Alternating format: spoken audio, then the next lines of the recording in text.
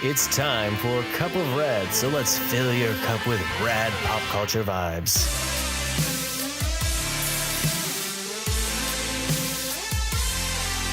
And now your over-caffeinated hosts, Mike and Katie. Hey kids, another episode of Cup of Rad here for your listening pleasure. I'm Mike, and unfortunately, this week, I'm Katie-less, which is a little bit of a surprise for me because my co-host, well, I'm the co-host, usually is always looking me in the eye.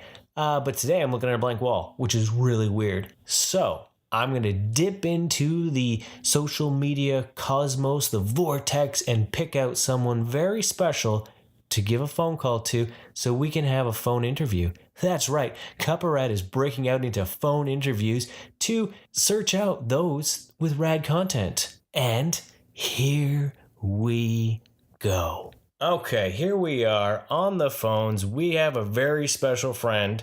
We've been Instagram friends for I don't even know how many years now. Theo, how you doing, man?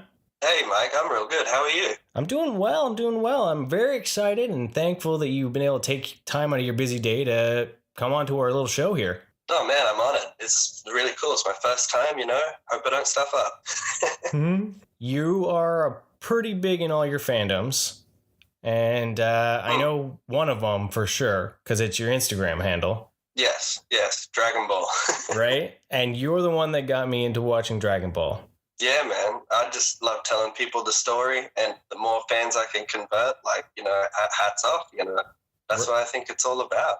Right? And that's what's really cool is because you did it in such a nice, positive way that you got my attention. And I was able to sit back and listen to it, right? So, but what I want to know is, what are your top fandoms?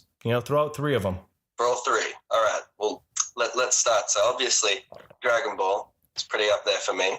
Okay. So it was a huge part of my childhood because that was the era that it was sort of airing at the time. Like, it's been out for about 30 years now. Which is crazy. Yeah, this year I saw the ads. It's 30th anniversary specials and all that, right? Yeah, it's nuts. They used to play it on Cartoon Network when I was a kid, but I'll get more into that soon. Because I really connected with those characters and what they stand up for as part of the story.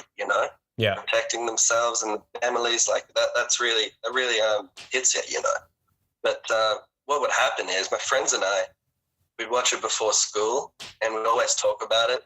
When we got to school, we'd talk about the day's episode, and we wanted to become Super Saiyans really bad. That's awesome. That's awesome.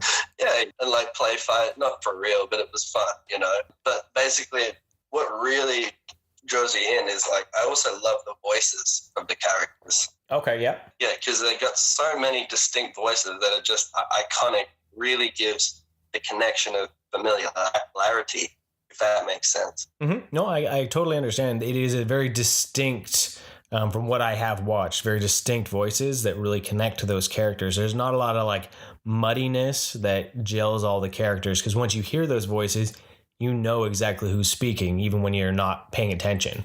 Oh, yeah, absolutely. And, that's only the show's language, because obviously it was written and, done in Japanese, and This is the English dub. So it's pretty cool. Right. Because I know you're a big Kevin Conroy fan, Mike. Oh, yeah. Yeah. A big fan. And I know you met him recently at the, what convention was it again, Mike? Oh, the Vancouver Fan Expo back in October last year.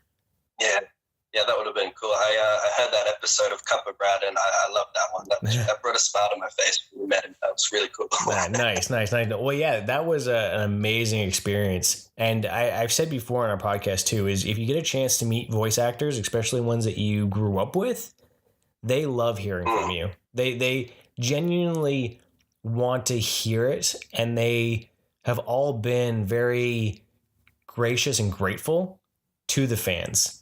Whereas some of the other actors and stuff we've met have been a bit more nonchalant because they're used to it. But when you get a voice actor, it seems like it's a lot more. No, they're not face actors, so they don't get noticed as much. Yeah. So they love having fans come up and express that love, right? Absolutely. But, that just proves that, you're the real fan, man. You know him. You've he cemented himself into the life. Yep. As part of the things that you love, which is awesome. Exactly. Have you ever had a chance to meet any of your Dragon Ball fans? Like your, Dragon Ball heroes, I guess? No, actually, but I had like a card signed. Like it was like a kid gave it to me. Like you ever hear the fandom Yu-Gi-Oh? Yeah. Yeah. Like there was a card that a Yu-Gi-Oh card that got signed, and he gave it to me, and it was the voice of Joey. But I think he also, I'm not sure, don't quote me on it, but I think he also did the voice of Vegeta. I'm pretty sure. Okay. So, Nice. I could be wrong. But that's about as close as I've ever gotten. I've never actually been to any conventions. I know it sounds weird. I've just, every time I hear about them, it's too late. But this year maybe I'll go to one. Okay, yeah.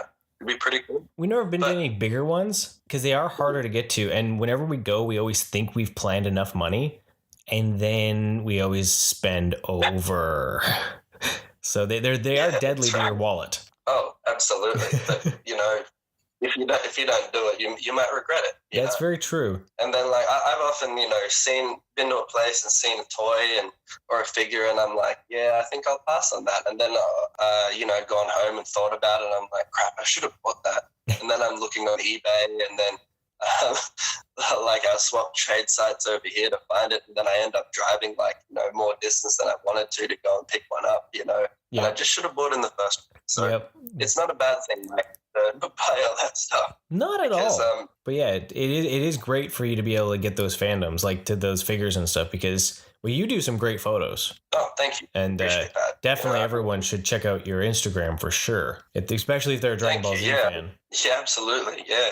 I started with the pop finals, and then when the Dragon Ball pop finals, I got into them, and I was like, holy crap! And I'm like, these are cool, just like my childhood. And I was like, what else can I get?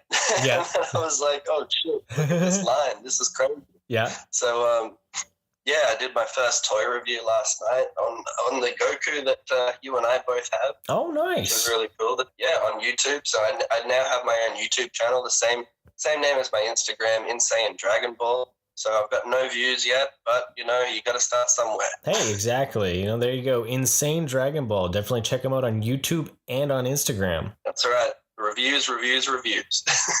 Hey. But hey, getting back to the whole voice thing, like Kevin Conroy and everything, much like the animated Batman series, with Dragon Ball, to the movie, with the Batman series, you've got animated Batman, and the movie is like the Mask of the Phantasm. Mm-hmm. And even the Arkham games, that Kevin Conroy voiced all of the Batmans. Yep. All through Dragon Ball and Dragon Ball Z, and now Dragon Ball Super, including the movies that they released recently. They've continued to use the same voice cast. That in itself, I find very impressive over all these years. Yeah, that's excellent. It's great to have that continuity between them all, right? Yeah, it's the familiarity with it too, and it's just it feels like home in a sense. When you come home and it's like that home feel. Yep. I don't know if it sounds weird or anything. Yeah, no, I totally understand that. It's comforting, right? Absolutely. Okay. So as I said, Dragon Ball Z was a big part of my childhood. Yeah. I started watching at Z. I'll talk a little bit about Dragon Ball Super. So Dragon Ball Z finished airing in 1996. So here in Australia, it didn't reach our basic cable networks until about the year 2000. So as a kid, I had no idea it had existed for so long. As of course, it was new to me and all my friends, and that there was no internet. So there was no spoilers, which was pretty cool. That is a bonus. Yeah. Those are the times. It kind of reminds me of the bits in Captain Marvel, with Blockbuster Video and oh yeah. That was pretty cool. All those nostalgic little yeah. Yeah, I know you liked it. All right, well, it blows your mind, especially when you see those things, but you see it played as jokes too, and it's just but that was my childhood. Yeah, that's right. Because you went to see it with your kid, right? And he was like, "What's that?" Exactly. Yeah, he only got one joke out of that entire movie that was all nostalgia based, right? Which one? The loading, because it's the only thing they still deal with is when video games load and stuff like that, right? Yeah, what's his generation? Is it Gen Z now or something? I have no idea. They change all those things so much. It's difficult to know because I actually just found out that technically I'm still a millennial. I thought I was before millennial, but I guess I'm a millennial. So I think it's like you have to be born like, after like the year 2000, or like, had most of your childhood after the year 2000 to be a millennial. Isn't that what it's about? That's what I thought it was, but apparently it's like it's like right in the 80s there. That's when it technically started. So because I graduated I graduated in 2000, right? So now I'm going to date myself as an old, but yeah, like that there apparently is part of it. So I had no clue, but I'm not going to like live my life within that box, right? No, you can't let a label define who you are, but like who makes these things up? They just keep moving the goalpost on these right? Yeah. Like that's a whole other conversation within itself, Exactly. Yeah. Back to my stuff. Sorry. Well, see, that's the beauty is this here is it's super organic. We kind of are everywhere, and that's what's awesome about this because I enjoy hearing stories about people's fandoms. So yeah. So we got Dragon Ball Z. So you were gonna start talking about Super. Yeah, that's right. So the original creator Akira Toriyama wrote Dragon Ball Super, and it aired in 2015. So almost 20 years after the conclusion of Dragon Ball Z. That's a very long time. Because like I might have told you, Mike, like I said to you, Dragon Ball GT, yeah, that wasn't written by Akira, the original, and it kind of went on a weird space sort of journey, which I can fill you in. It'll take 5 minutes, and it's pretty much a complete waste of time. It's kind of like when He-Man went to space. Yeah, see, He-Man wasn't really my generation, so I really know nothing of He-Man and the characters. You're going to have to tell me about that. Yeah, well, I have fond memories of it, and then I go back and watch things, and I go, how did I have fond memories of it? But my fond memories come from having action figures. All my stories that I remember were actually the stories I made up, not really the episodes. Wow. So as much as I like to say, maybe I'm a fan of He-Man, I was a fan of the toys. And really my jam goes right to Turtles and then Power Rangers. That's kind of the blip on the radar. But one day we'll talk about it. One day we'll talk about it so that if they ever do get that live action movie, you've got a better foundation. Yeah, that would be cool. Well, we talk about a lot of stuff. I like it. Yeah, it's good to have. That's a one bonus of the internet and how we're able to connect with people around the world that we maybe would never be able to connect with, right? Yeah, like you and I have been talking for pretty much 2 years, over 2 years now. I think it was a little bit before, but yeah, it's been a few now. Do you know exactly how we connected? Do you remember?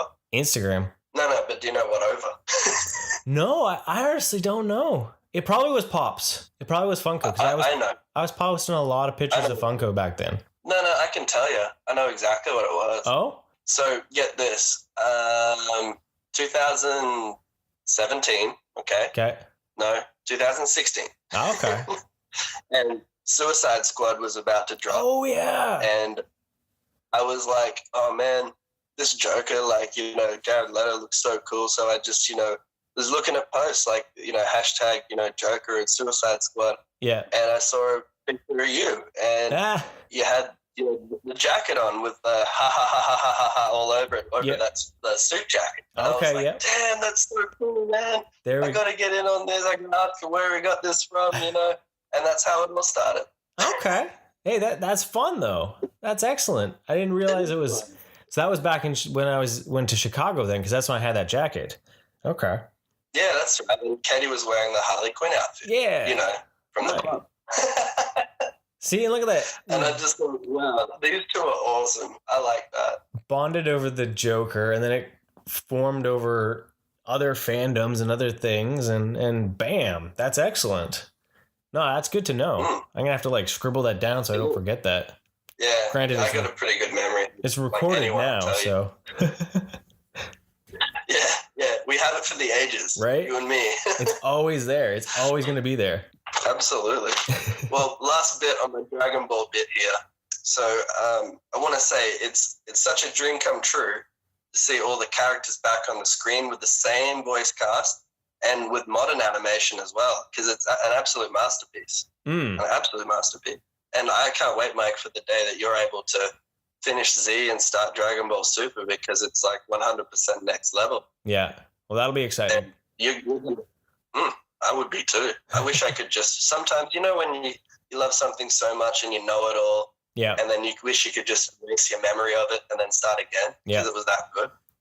Well, we do that all the time with our son. Like when we go to show some of the things that are on, especially say the Batman animated series, I watched those episodes so many times that for me, it's harder to get as excited because it's like I'll start watching, be like, oh yeah, this and this and this and this. But he's enthralled. But I have a hard time keeping my focus sometimes because it's like, okay, well, I've watched this how many times? And you can only get so you can get excited about the entirety. How the ending coming up, absolutely, and you're like, oh, maybe I should skip this part, or I'm gonna turn it off. I know how it ends. Yeah, yeah, absolutely. That's why it's good to go see something for the first time without spoilers. Which brings me to my second fandom. So my second fandom, obviously, would be the MCU, the Marvel Cinematic Universe. Yeah.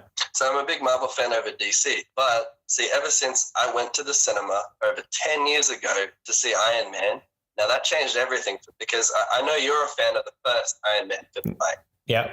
Yeah, you said that if you had to pick out of any of them, you'd just see the first one. Because that was, it really set the bar for what we now expect from a superhero film. Yes. And it was just, as I say, next level. I even wrote my English paper that year on Iron Man.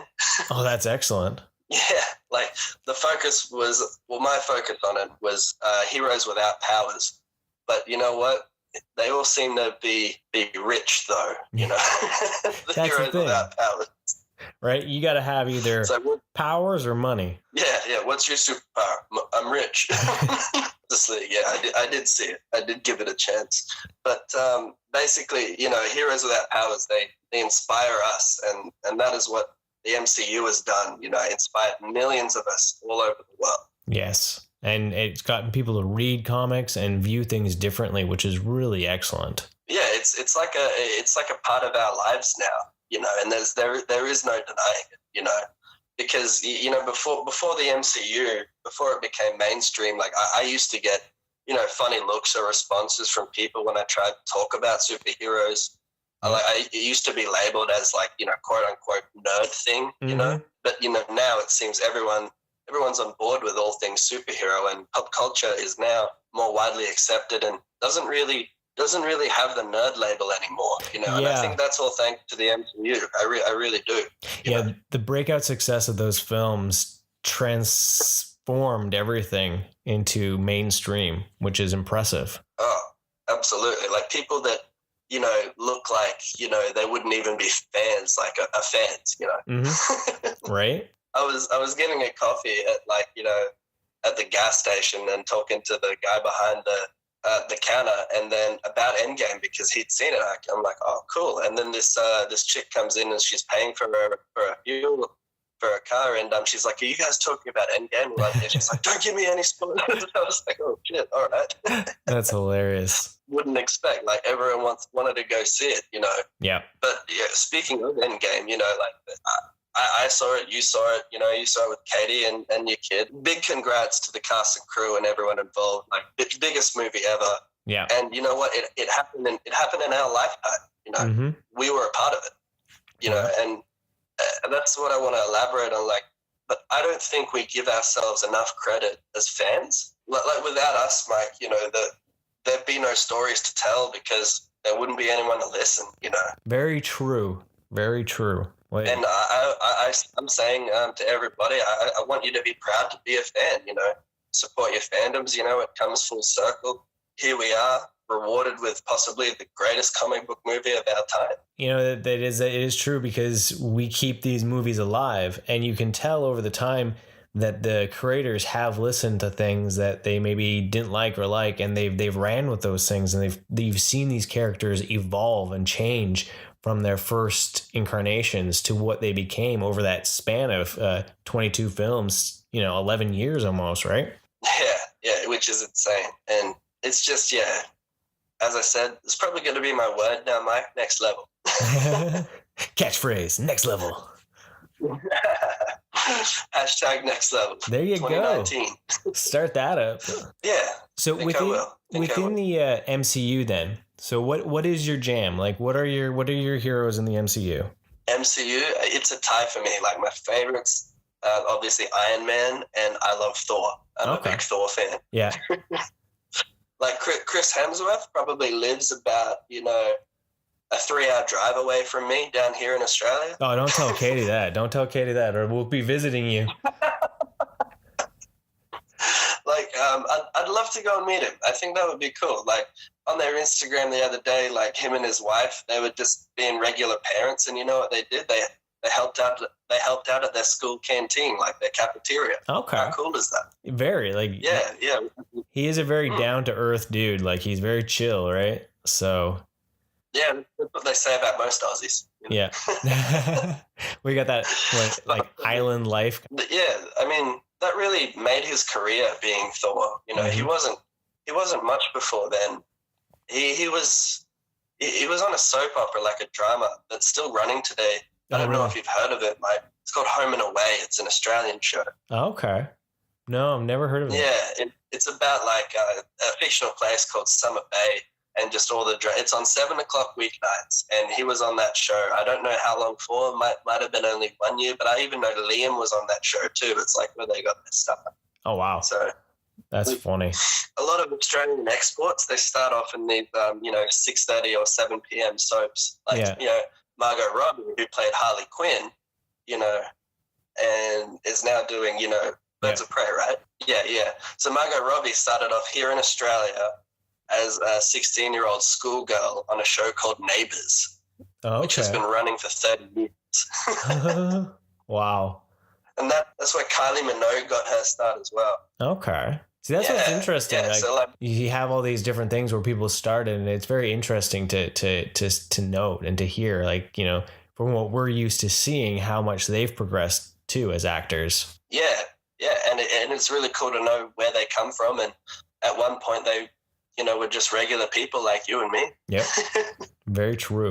But let's say that they didn't work hard and dedicated to what they do, and hats off to them. Yeah. Well, especially in this day, it's so easy to burn out when it comes to celebrityness. Is that even a word? But how quickly things fizzle out. Like, you have one wrong move and it just boom, done. And they've lucked out. And especially Chris Hemsworth with his Thor character, and how it's progressed and how he's changed. Oh, definitely. I would say Ragnarok really changed it up for him, Mm-hmm. And it was just a complete different direction. It was fun. It was relatable. It wasn't boring. Like, every time I used to see Thor in, like, the Avengers, I was just like, oh, yeah, it's Thor again, But, like, Ragnarok really changed it for me. Yes. And that was probably the whole direction with the whole film. It was like, if anyone asked you what my favorite MCU film is, I would say Ragnarok. I just love that so much. Yeah. Yeah. It's a great film. It's very fun and quirky, which makes it kind of stand out. And the visuals in it are immensely satisfying. Oh, absolutely. And it's just got that, it's like the 80s feel with all the rock music and all the colors, it's just, a real treat to see. It was really cool. And I think that was partly due to the director, like, Taika Waititi, I think it is. I'm not even going to try to butcher his name. I do every time. No. So. I mean, he's what we refer to in Australia. We refer to them as Kiwis. We say there's Kiwis and Aussies. Like Kiwi bird from New Zealand. And he played Korg in the movie himself, and gave him the Kiwi accent, and it was hilarious, especially for us as Aussies. Me and my friends watching it, like, it's a fun thing. Yeah. It's really cool. And what was really cool, Mike, I will tell you, that he was on like a panel with Chris Hemsworth, and he wore a romper with pineapples on it. Okay, I saw those pictures. Yeah. And did you notice in Endgame, when you see Korg, he was wearing the same romper? Oh, that's excellent. I did not notice that. That's fantastic. I thought that was so cool. it's just, another Marvel thing, another, little gem, another pearl. I like it. Right? Those really little Easter eggs. Easter eggs. Absolutely. I'm going to start with my third and final fandom would be Supernatural. Okay. So Supernatural, most people should know it, but it literally is just a mini horror movie each week. That's when I first started watching it all those years back. Yes, I do 100% agree with that. See, look, I've followed it from the start, season 1, 2005, and I just watched the season finale of 14 the other night, which is crazy that it's been going this long, But, great storytelling, great continuity, there's plenty of loose ends that always pop up a few seasons later, and it is quite a treat, Yeah. But like you said, like a horror movie every week, it started as a simple, monster of the week show, but, it transformed and ascended to, the end of the world scale drama and action, which is pretty awesome. Right. From first, there was the demons, then angels, to the devil, Lucifer himself, the apocalypse, 4 horsemen, death, and even, God, Yeah. They've just managed to best themselves again and again. And you know what? I'm just wondering if Sam and Dean will ever fix everything, and it just never ends well for them. Right. Yeah, it's going to be wild, especially with that final season coming, to see what will happen and will we be satisfied. That's the biggest thing that always scares me about season endings is how will it end? Because most season finales series finales don't seem to satisfy, right? Yeah. It's always you've built something up in your head that how you want to see it, and you're not sure if it's ever going to get there. So are you a moose or are you a squirrel? No, squirrel. Definitely squirrel. I think that seems to be most people's consensus. I did a poll on my Facebook Cup of Rad page, and it was moose or squirrel, and it was squirrel.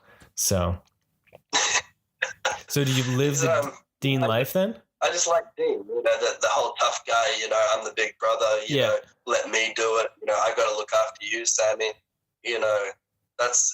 And he's a cool character, a cool dude. He drives a really kick-ass car, You gotta love the Impala, right? Yeah, and the whole if not the brothers, that the Impala would be the center of the show, right? Which they have showcased, which is so cool. So do you eat a lot of pie then? Well, pie here in Australia is actually meat-based. Okay. And the pie over here is actually, what you guys refer to pie is actually dessert over here. Like we call it, dessert pies. Like apple pie. Interesting. Yeah. The actual pie, what you refer to over here, is, a mincemeat pie, which it kind of is like a go-to, staple thing. Like over here, I need a quick pie for lunch. And then you can basically go anywhere here in Australia and be able to get a pie. Like you can go to a gas station, anywhere. Yeah. And they'll have a pie. Okay. Huh. Yeah, they just have ready waiting and cooking, and you just eat it. It's pretty cool. Nice. See, it's good to know those little things. Like you find, and it's interesting how those little changes between worlds, right? We're all in the same world, but there's those little words mean different things, right? Yeah, absolutely. And I had a conversation with the dude a couple of weeks ago. Thongs. So you guys might refer to a thong as, a piece of underwear. Yeah. We call thongs flip-flops. Oh, What we put on our feet. Yeah. Yeah. Well, yeah. I remember that from years back when I was little. That's what it was called. And then it changed, I guess, as our North American culture changed. It was no. This is a thong. This is a flip-flop. That's right. Well, when I heard obviously growing up and then in, mature movies and stuff, this person's wearing a thong, I was like, what? That's freaking, because we call it a G-string here. That's hilarious. A G-string. It's weird. So weird, how things happen. Right. Well, even for us, most people refer to things as a toque up in Canada, but it's a beanie down in the States, right? And yeah, it's a beanie okay. too. Yeah. I've never heard that. Oh, really? I always referred to a toque for myself, and I don't know if this will hurt some of my Canadian fans, but a toque to me is always the one that has the ball on the top, like the little like fuzzy ball thing that they usually put. Yeah. That to me is a toque. Yeah. Without that, it's a beanie to me. So that's my differentiation between the two. But the moment I say toque around my in-laws, it's usually like, what are you talking about? And then I just get he's Canadian, don't worry about it. Yeah, that's right. That's what they chalk it down to. Right. Getting back to the supernatural, I'd like to say, like, I love the weapons.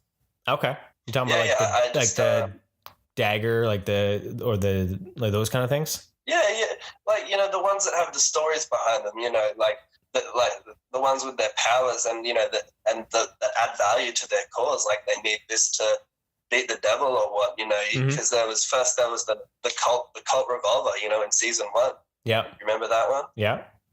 So, and I think it's awesome that they actually tied that to the actual Samuel cult, the gunsmith of the 1800s, who gave us all that stuff, which was pretty awesome, But they even had that time travel episode, to the 1800s. Remember when they had to hunt the Phoenix, and Dean went and got, Sam went to get Samuel Colt's cult, first one.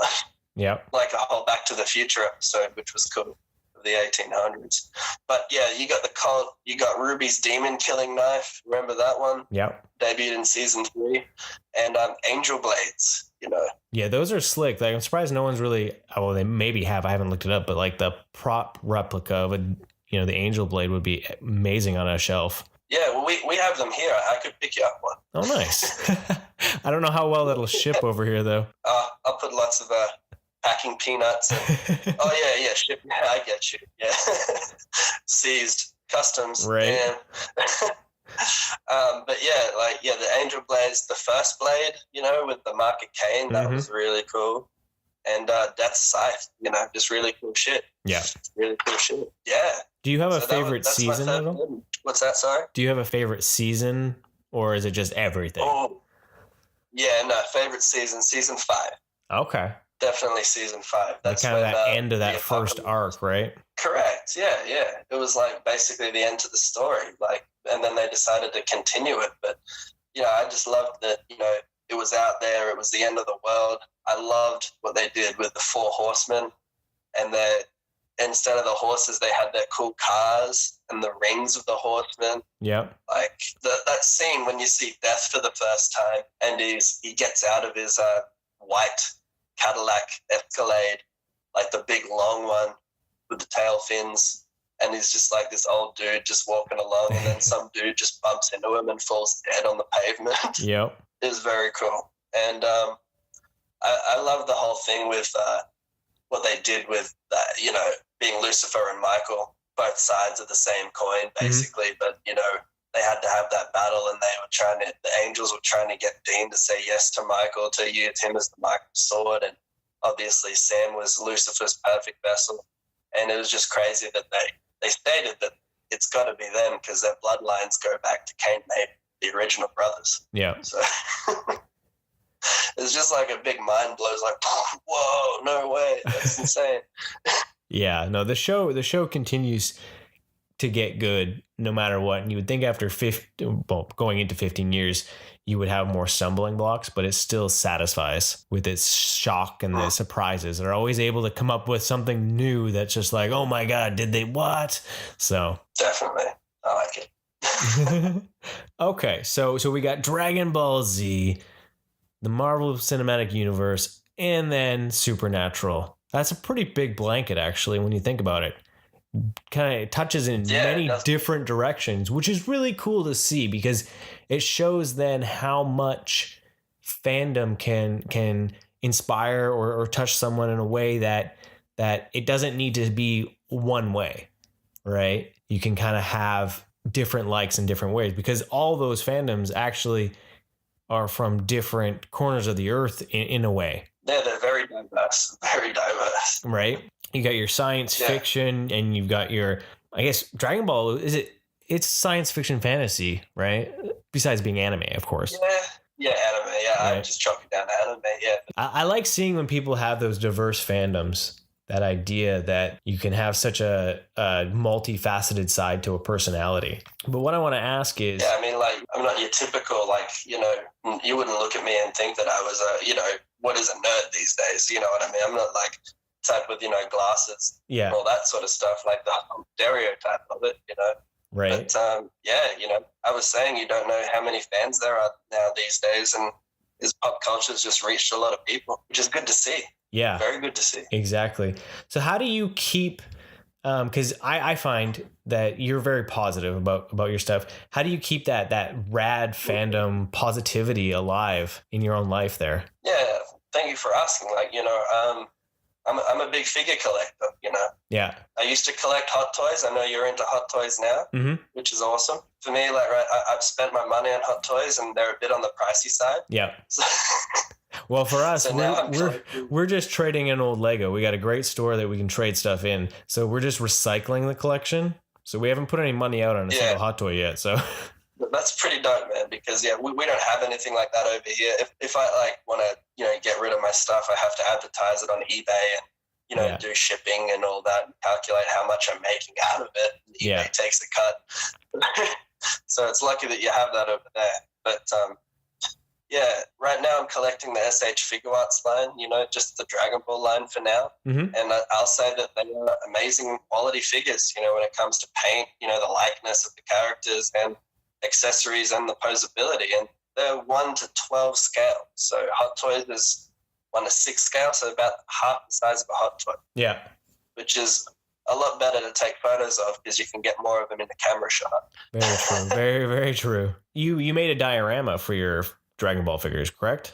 Yes, I did. Yeah, I did get inspired, you know, through Instagram to make my own diorama, which was pretty cool. You know, I got the backdrop and everything, and I've got like a mountain scene, like a canyon.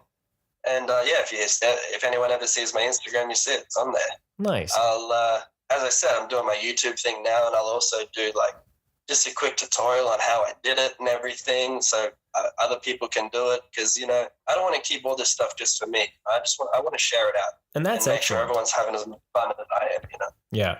No, I appreciate that, because it's really cool. Like, your diorama was really cool to see, and it'd be really excellent to get a video of that, of how you created that thing. Yeah, and it is not expensive. I just went to the hardware store and got a couple of supplies. You know, I probably would have made it for, you know, less than 20 Australian dollars. I don't know how much that equates to over there, but you know, I just love posing my figures, taking photos of course, and putting them on the Instagram, and seeing what other Dragon Ball fans are getting up to. And obviously, I try to post during the daily Toy Pop session at Toy Pops 3. If anyone wants to get onto that, which, Mike, I know you love. Yeah, we're having a good time posting them every day, getting our likes and seeing what other people are up to. A lot of guys out there on Instagram, you know, if you don't know about it, it's a great way to meet other people in the toy community. Like, the toy figure collector community on Instagram, absolutely huge. Yes, I will say that.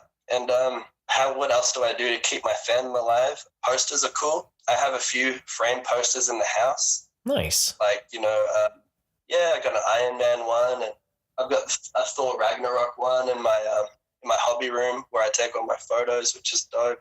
But even like pop culture themed everyday items, like, you know, like hats off to Katie. You know, I know she likes to wear a lot of pop culture jewelry. Yeah. You know, from like Captain Marvel, and I believe she's like got the jacket on order from Captain Marvel. No, she has the Captain Marvel Hot Topic Her Universe jacket, the flight jacket. Yeah, that's it. Yeah, that's cool. Yeah, no matter what, if she likes a movie or a fandom of it, she's got to get something of it, right? And I'm glad she works at a place that's cool with that. So. No, definitely, I like that. But see, like I used to have like my everyday jacket was Star-Lord's jacket from Guardians of the Galaxy 1. Nice. Not the big coat one, just the short one, the Red Ravager jacket. Yeah. We went for the final battle scenes. You know, I used to wear that to work. I used to just wear it riding my motorcycle. It was a cool time. Nice. You know? See, that's awesome. Yeah, absolutely. But what I'm also trying to say is, like, no one should be ashamed to be a fan. if you have an interest, it's your life and you love it. Yes, you should always. Yeah, exactly. That's a great words to say. It's just it's the loud and proud, it's just enjoy it and be you, be authentic, right? Yeah.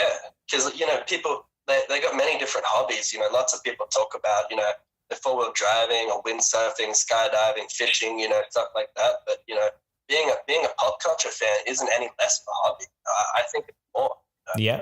I encourage all pop culture fans out there to be proud, proud of your fandoms and proud of who you are. Yeah, that's great words of wisdom, Theo, because it's true. And I think that's something to teach, to make sure kids know as they grow up, to be like, hey, if you like that, rock it. That's something we deal with our son, right? Because he's in a school, he lucked out, we're not in uniforms, but there's been times too where he still likes wearing tees, graphic tees and all that. And it's like, he's had a couple moments where he goes and he wants to buy something basic. We're like, why are you doing that? Well, because more people look like that. I'm like, no, rock what you want. Like how you want to be. Yeah, loud and proud, man. Exactly. You got to support it. So I'm going to ask you a question here. It's more of a future question, I guess.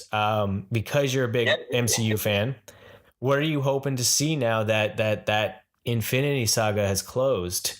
What do you hope to see going forward with phase 4 and 5? Phase 4 and 5, yeah. 6, 7, 8, 20. I don't know. How far from the future do you want to go? When will they end?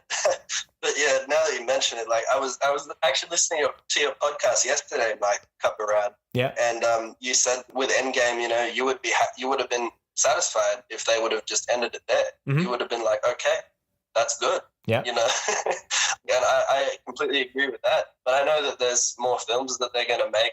Spider-Man Far From Home is going to be coming out soon. Looking forward to that. But for the future, like I got a couple of ideas.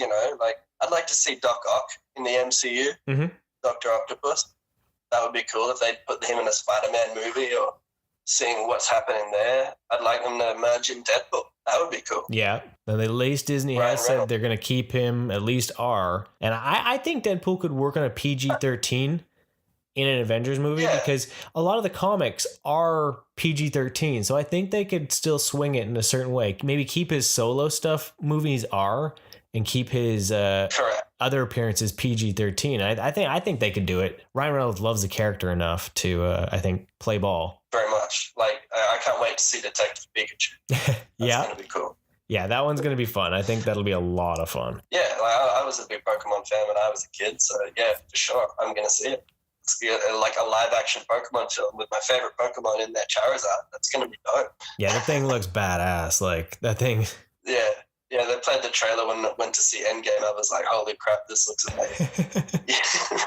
Oh yeah, our son's all in on that one. He's just like, he got into the Pokemon fandom and it's like, that's his life now. That's his jam. Yeah, it's a good choice. I respect it. It was Pokemon's been 25 years. Yeah. Like, it just goes in a snap, not a Thanos snap, but a snap. Yeah. But what else I would like to see? I'd like to see Harley, the kid that was at Tony Stark's funeral. Okay, yep. From back in Iron Man 3. Yep, be the next Iron Man. I think that would be really cool. Nice. I think that's sort of why they left the door open on that a little. Yeah, it makes sense because otherwise there was no other reason for really the kid to be at the funeral unless it's a tease for what's to possibly come. Exactly. Right? But the thing is, like, a lot of people have been like, who was that kid at the end? And even I didn't realize who it was until after, Well, he looks so much different, right? Correct. The likeness, did they use the same guy? I'm not sure. Yeah, actually it is the same. It's the same actor. He's just grown up. Shows how fast kids can grow up sometimes, right? Oh, absolutely. But especially the last time we saw him was in 2013. So that was, 7 years ago, mm-hmm. right? 8, no, 6. Yeah. But I'd also like to see them put in the Fantastic Four in the MCU, but if they did it like the Russo brothers, it would be the right way to do it. Like Fantastic Four didn't really have a good run the first couple of times. Not at all. No. It wasn't, and that's actually where Chris Evans got his first superhero start as Yeah, there's like a full circle there. Yeah. Where it came from. And when I played Captain America, I was like, but he was the Human Torch. How's this going to work? And I didn't have a hope. Like, hats off to him. He pulled it off. And, yep. We wouldn't know anybody else's Cap today. But I'd also like to see a Venom and Spider-Man film. definitely. And like my favorite Spider-Man suit is like, the symbiote suit, like the Tobey Maguire movie. That was cool. Yeah. You know, Venom, but that was a terrible version of Venom. Right. I think now we have the version of Venom that we deserve.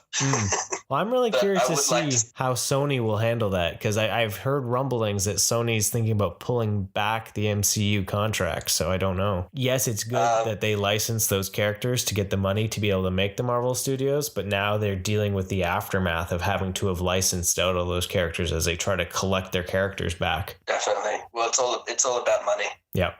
Money talks. Right. What they demand and, what warrants it. Yeah. But lastly, my hopes for the MCU in the future, I think that we deserve one more Thor film. I really do. Yeah. I'm curious to see if he'll be part of Volume 3 with the Guardians, or if that's just kind of a joke, right? Yeah, it would be pretty cool. I want to see him lose the weight.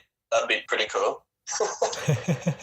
That was a bit of a shock, but I think that really was every man kind of took a sigh of relief when they saw that. They were like, yeah, I got a Thor body now, lady. So that's right. I got your 6-pack right here. But what was good though is the pop vinyl line of all the Avengers that were released before the film. As you can see, Thor does not look like that in the movie. No, I think it was the one time that Lego or Funko didn't help spoil a movie. Exactly. I was shocked. Right. Because you know what? We just didn't see it coming. We did not see Fat Thor. That was hilarious. Right. It was just a surprise, and I had a big smile on my face. And I think a lot of people. Yeah, exactly. Those are all. It was cool stuff. All great. Like, yeah, I've heard more that Thor is supposed to be. He is talking about making a comeback at some point, at least a 4th Thor, and I don't know if the Guardians thing's happening.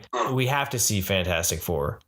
Now that they got those rights back, I really hope to see that happen in sort of its glory. I saw something online the other day where it talked about how Rocket mentions that whenever there was a snap, there's energy out there of cosmic proportions. So I wonder if they can use that as a way to bring the Fantastic Four or even mutants into the MCU. Excess radiation out there. Yeah. That's a very cool theory. And I hope Marvel and Sony can work it out that we get to see all those characters fold back into the MCU, because I really myself, I like Tom Holland as Spider-Man. Yeah, he's very fitting for the role. Yeah. And I think, he is the Spider-Man we deserve as well, which is pretty true to the comics. And like I was listening to your podcast and you guys were very right. It's like, he's not the down and upset Spider-Man that, his Uncle Ben died, and this guy's all about the responsibility and he's taking it on, and he's a positive Spider. Yeah, which is a good role model, I think, for youth to see that you can have a lot of stuff hit you in the face, but you still get up, right? And you do what you got to do. And like, hats off to, Marvel for not having us sit through another, Uncle Ben death, because we all know Spider-Man's story. Right. That's where I think DC got it wrong. Like, in Batman vs Superman, they still had to shed light. They felt the need to shed light on Batman's, origin, when everyone knows what happened to Batman. Well, yeah, these characters are so old. Batman's 80 years old. Spider-Man is in the 50s. Right, so don't need to see those guys. Yeah, it's like, holy crap! His parents got killed. That's why he's Batman. Oh no! Everyone knows that. Yeah, it's just a wild.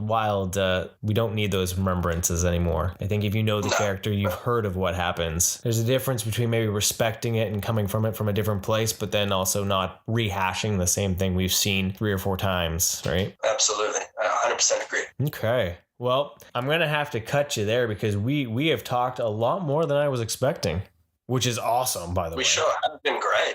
So it just flew by. Yeah, right? That's what's interesting about these podcasts is sometimes you try to like have a certain time in mind and then it just, boom, it blows your mind. But what I want people to know is where can they find your content? Yeah, on Instagram. So at Insaiyandragonball, Saiyan spelled Saiyan. So it's like insane, but Insaiyan, like Goku. Yeah.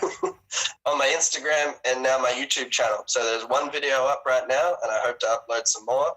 I'll be doing some reviews, some tutorials, and not just about Dragon Ball. I'll be reviewing some hot toys that I have, and they're pretty old hot toys, but there's still content, and I can still shed light on that, which is cool. Exactly. That's fantastic. So yes, check out Theo and his Insaiyandragonball on Instagram and on YouTube for some really rad content. I really would like to thank you, Theo, for taking the time out of your busy day to join me on Cup of Rad today. It's been fun, Mike. Thanks for asking me on. I'll definitely do it again. Oh, so much fun. I definitely will have you on, especially when I get deeper. Doing this and putting yourselves out there. I think it's really positive and a step in the right direction, and people could learn a lot from you guys. Well, thank you. So thank you. No worries, man. Well, it's good to hear. You can hear certain things. You get comments and stuff, and you get a little downtrodden about your content sometimes, and then hearing it from people that actually enjoy it is really heartwarming. So I appreciate that. Yeah. So I'll bring you back. We're gonna talk Dragon Ball when I get deeper into this show, because there's gonna be more to talk about. Yeah, we are. So there's like a 20-part Dragon Ball episode out there somewhere, and then definitely when we get into that Supernatural episode, I'm gonna definitely try to get you back on that as well. Yeah, for sure. We can do a whole session, man. There we go. I'm down. Okay, so there we have it. Our interview there with Theo Insaiyandragonball. Check him out. Thank you again, sir. Thanks, Mike. Thanks for having me on the show. See you later, guys. And there you have it, kids. Another cup of rad. My cup is full after talking to Theo Insaiyandragonball on Instagram and now on YouTube, making rad content. I love talking to Theo. He's a great guy, and he loves supporting his fandoms. We'll have him back for another episode, maybe Dragon Ball-esque. We'll see. But for the meantime, check it out. This here marks our first episode in our series of interviews as we seek out to find more people in the world that have that rad pop culture positivity vibe through the content that they're sharing, because that's what it's about, sharing what we love and bringing it all out to you. Next week, we go back to a regular scheduled broadcast, and that's right, it's going to be a Pokeball in your face, because Katie's back, and we're going to talk about all things Pokemon and Detective Pikachu. After that, I've got lined up a very special interview with a gentleman by the name of Jonathan Bell. He has something very super about his content. As always, thank you again for listening. I really appreciate it. Give us a like, share us. We want to share some rad with the world. So thank you again, and have a rad day. Thank you for listening. Want more rad content? Follow us on Facebook, Instagram, and Twitter. And don't forget to subscribe, rate us, and leave us a review. And remember, be excellent to each other and party on, dudes!